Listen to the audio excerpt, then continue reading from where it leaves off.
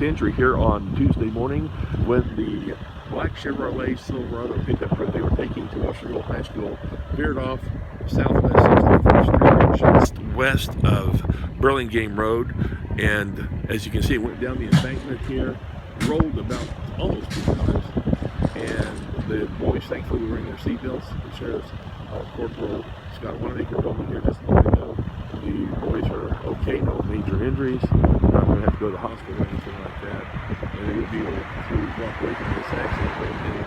They had this situation this morning as they were going to school. So again, thankfully no injuries to the report, and the crews are here from Shawnee County Sheriff and other local jurisdictions to take care of the situation. Reporting from Southwest Topeka, this is Phil Anderson for CJ Online.